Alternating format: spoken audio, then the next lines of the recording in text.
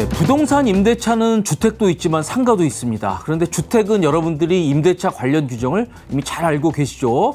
하지만 이 상가는 좀 잘 알려지지 않은 부분도 있고요. 오해도 많습니다. 자, 그래서 오늘은 이 상가 임대차에서 핵심적인 두 가지 문제, 바로 이 영업기간 보장의 문제와 그리고 이 월세 인상 문제에 대해서 좀 집중적으로 알아보는 시간을 갖도록 하겠습니다. 자, 우선 가장 잘못 알려진 게 바로 저겁니다. 이 상가 임대차의 경우에는 무조건 10년의 영업을 보장을 해줘야 된다, 이렇게 알고 계신데 뭐 맞기도 하고 틀리기도 합니다. 자, 우선 상가 임대차 보호법은 이게 특별한 사정이 없으면 최대한 10년의 범위 내에서 이 계약갱신을 인정을 해주도록 그렇게 규정된 건 사실입니다. 자, 하지만 이 상임법에 따라서 이 계약갱신 요구를 해서 계약을 연장하려고 하면 이 정해진 기간 안에 반드시 갱신 요구를 하셔야 됩니다. 즉 계약 만료 6개월 전부터 1개월 전까지 반드시 나 계약갱신을 하겠다, 계약을 연장해달라는 요청을 하셔야 됩니다. 그냥 있으면 안 되고요. 자, 한마디로 이 10년 보장 받기 위해서는 이 세입자분들이 부지런하고 꼼꼼해야 된다는 얘기입니다. 계약 기간 만료에 맞춰서 주기적으로 본인의 계약을 연장하겠다는 의사를 밝혀야 된다는 얘기입니다. 물론 상임법은 이 묵시적 갱신도 인정을 해주기는 합니다. 즉 요약하면 이 상임법에서 계약갱신은 이 계약갱신 요구에 따른 갱신도 있고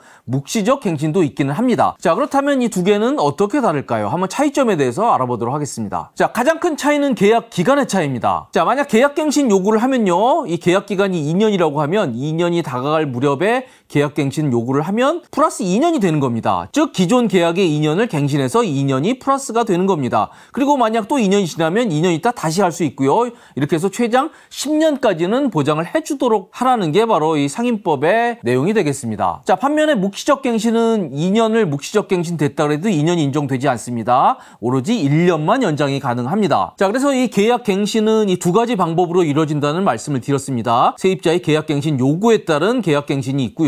또 하나는 묵시적 갱신에 따른 계약 연장이 있다는 말씀을 드립니다. 자, 그래서 만약 건물주가 이 묵시적 갱신을 원치 않을 경우에는 반드시 정확하게 내용을 통지해 줄 필요가 있습니다. 즉 계약 만료 6개월 전에서 1개월 사이에 이 우편 내용 증명을 통해서 이 세입자에게 본인이 계약갱신을 하더라도 거절하겠다라고 하는 그런 통보를 해야 될 것으로 그렇게 생각이 됩니다. 자, 그리고 여기서 굉장히 중요한 개념 하나를 여러분들이 아셔야 되는 게 있습니다. 바로 이 환산보증금이라는 겁니다. 자, 이 상가 건물 임대차에서는 굉장히 중요한 핵심적인 개념인데요. 뭐 계산은 그렇게 어렵지가 않습니다. 월세 100을 곱한 다음에요, 거기에 보증금을 더하면 그게 바로 환산보증금입니다. 너무 쉽죠? 자, 그래서 만약에 보증금 1억 원에 월세 200만 원이라고 하면 월세 200만 원에 100을 곱하면 2억입니다. 여기에 보증금 1억을 더하니까 환산보증금은 3억이 되는 겁니다. 자, 그런데 이 상임법에 보면 이 환산보증금을 계산해서 일정 액수 이하여에만 이 상임법을 적용하도록 그렇게 규정을 하고 있습니다. 자, 그런데 서울의 경우에는 이게 기준이 9억 원이 됩니다. 따라서 환산보증금이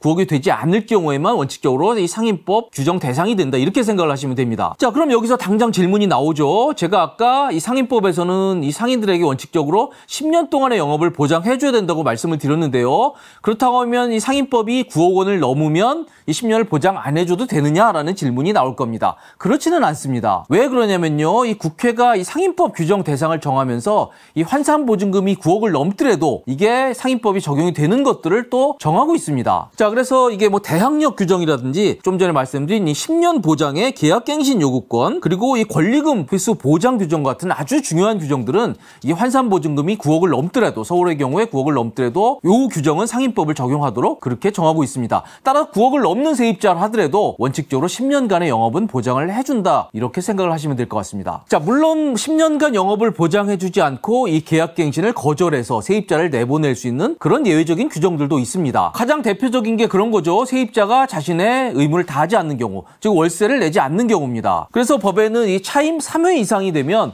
이거는 계약갱신을 거절할 수 있도록 그렇게 정하고 있습니다. 자, 그럼 여기서 또 질문이 나올 겁니다. 이 월세 3회, 3기라고 하는 규정이 3달 연속 밀려야 되는 거냐, 아니면 누적해서 3회를 밀리면 이 계약갱신을 거절할 수 있는 거냐, 이런 질문이 나올 텐데요. 법은 명확하게 규정을 두고 있습니다. 자, 법엔 이렇게 나옵니다. 임차인의 차임 연체액이 3기의 차임액에 달할 때는 임대인은 계약을 해지할 수 있다, 이렇게 정하고 있습니다. 즉 연속해서 3달을 연체하지 않더라도 이 연체한 액수가 이 3달치를 넘는다고 하면 그때는 여러 가지 불이익을 주겠다, 이런 내용이 되겠습니다. 자, 그리고 또 계약갱신을 거절할 수 있는 대표적인 이유가 바로 상가 재건축입니다. 너무 건물이 낡아서 빌딩이 낡아서 재건축을 할 경우에 이럴 때 세입자의 계약갱신을 거절할 수 있는 그런 규정도 두고 있습니다. 하지만 요건은 굉장히 까다로워요. 그래서 이건 법을 보면 이 임대차 계약 체결 당시에 구체적으로 고지가 돼야 됩니다. 임대차 계약을 체결하면서 공사 시기나 소요 기간 같은 것들을 포함해서 철거 또는 재건축 계획을 임차인에게 구체적으로 고지하고 그 계획에 따를 경우에만 바로 이 상가 재건축을 이유로 이 세입자를 계약갱신을 거절할 수 있는 것으로 그렇게 규정을 하고 있습니다. 자, 아무튼 뭐 이런 예외의 규정에도 불구하고 상가는 이게 환산보증금 크고 작음과 상관없이 원칙적으로 10년 동안의 영업은 보장해주는 게 법의 취지라고 보시면 되겠습니다. 자, 그럼 이제 다음 이슈로 넘어가야 되겠습니다. 그렇다면 10년을 보장해줘야 되는 걸 알겠다. 근데 그동안에 우리가 월세와 보증금은 과연 얼마나 올릴 수 있느냐? 더 중요하고 더 민감한 문제를 한번 다뤄봐야겠습니다. 자, 상가임대차보호법은 명확하게 이 상한선을 두고 있습니다.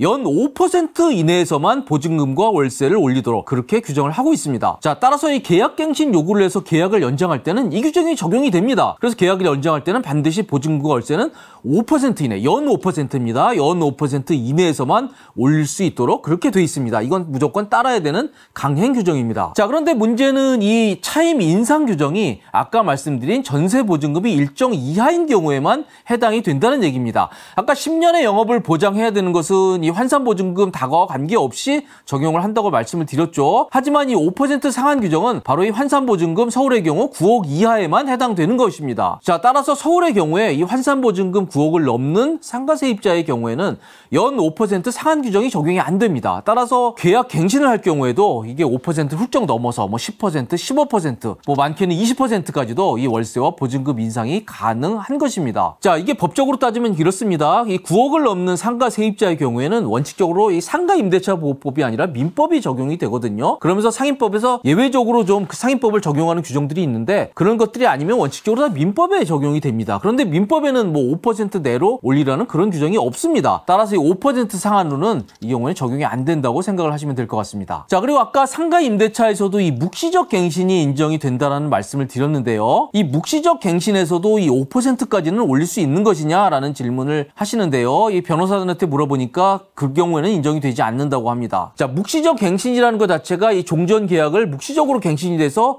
그 조건 그대로 1년을 연장하는 거거든요. 그러니까 묵시적 갱신은 예전 계약 조건 월세와 보증금이 적용된다고 생각을 하시면 될 것 같습니다. 자, 그리고 연 5% 인상 제한이라는 게 이 계약 갱신할 때 5%까지밖에 못 올린다는 얘기지 뭐 새로운 계약 그리고 재계약의 경우에는 이게 해당이 되지 않습니다. 이건 완전히 새로운 계약이기 때문에 그때는 뭐 세입자와 건물주가 협의해서 5%를 초과해서 얼마든지 올리는 게 가능합니다. 연 5% 상한은 어디까지나 계약 갱신의 경우에 국한된 얘기가 되겠습니다. 자, 그리고 제가 이 상가임대차보호법의 묵시적 갱신에 대한 설명을 드렸는데요. 이게 환산보증금이 서울의 경우 9억을 넘을 경우에 원칙적으로 상인법이 아니라 민법이 적용된다고 말씀을 드렸죠. 자, 그래서 이게 묵시적 갱신의 경우에도 이 환산보증금 9억을 넘는 경우에는 민법이 적용이 됩니다. 자, 그래서 그럴 경우에는 이 묵시적 갱신이 거절될 수도 있다고 하니 이 상가 세입자 입장에서는 조금 더 조심하셔야 될 필요가 있을 것 같습니다. 자, 좀 복잡하게 말씀을 드렸는데요. 제가 간단하게 다시 요약을 해보겠습니다. 오늘 영상의 하이라이트입니다. 자, 상가 임대차는 이게 환산보증금이 크고 작고와 관계없이 무조건 10년간은 영업 보장을 해주도록 하는 것이 원칙이다. 단 그냥 있으면 안 되고 계약이 끝날 무렵에 반드시 갱신 요구를 해야 된다. 자, 그리고 월세와 보증금은 이 상가임대차보호법 대상이 되면 연 5% 이내로밖에 올릴 수가 없다. 하지만 환산보증금이 서울의 경우 9억을 초과하면 이건 상인법이 아니라 민법이 적용되고 따라서 5%를 훌쩍 초과해서 월세와 보증금을 올리는 것도 법상 가능하다. 이렇게 정리할 수 있겠습니다. 자, 저희는 지금까지 상가임대차에서 여러분들이 가장 헷갈리고 가장 질문이 많으신 이 두 가지 핵심 쟁점에 대해서 아주 간명하게 알아봤습니다. 지금까지 시청해주셔서 감사드립니다.